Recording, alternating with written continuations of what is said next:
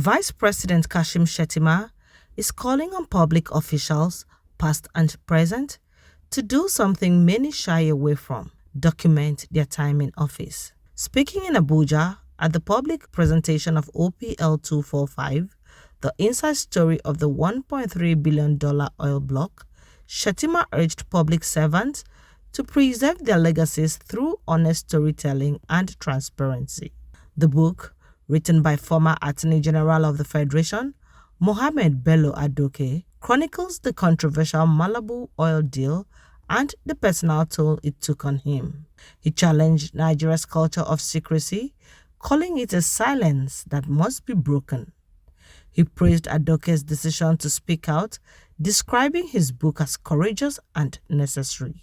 Each of us who has had the privilege of serving this country owes the people an account of our stewardship.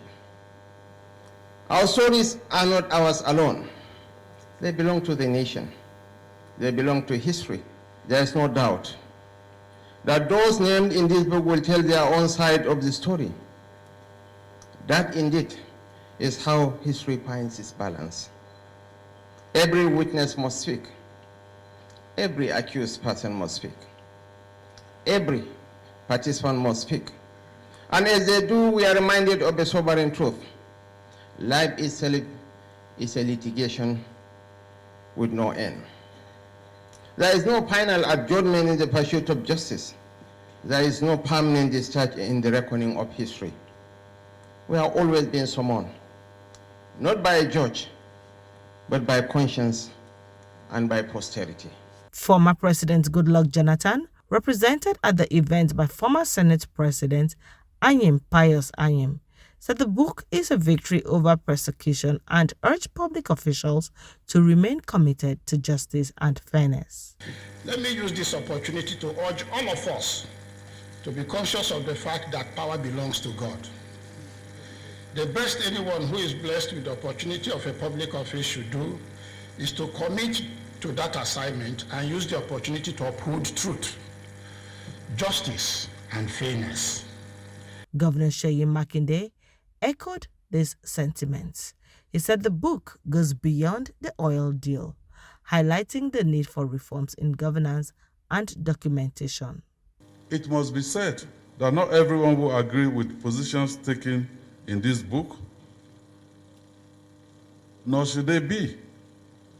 But Malambi has done something few in our public space have dared to do: offer his account, with names, with dates, context, and consequences, and place it before the court of public opinion, long after courts of law have had their turn. Adoke, reflecting on his experience, said he wrote the book not to attack anyone, but to set the record straight. He revealed that he had forgiven those who tried to destroy him and called for reforms in Nigeria's justice system. Permit me to say, Your Excellency, that I've forgiven all those who have hands in my ordeal.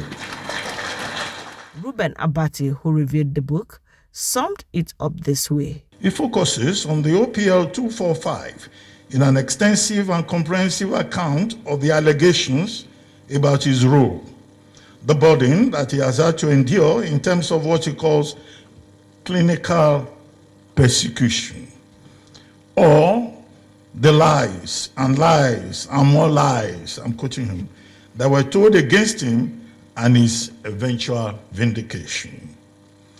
Adoke's OPL 245 is, by his own admission, therapeutic, a book that needed to be written to set the record straight for posterity and to clear his name through a documentation of facts and circumstances.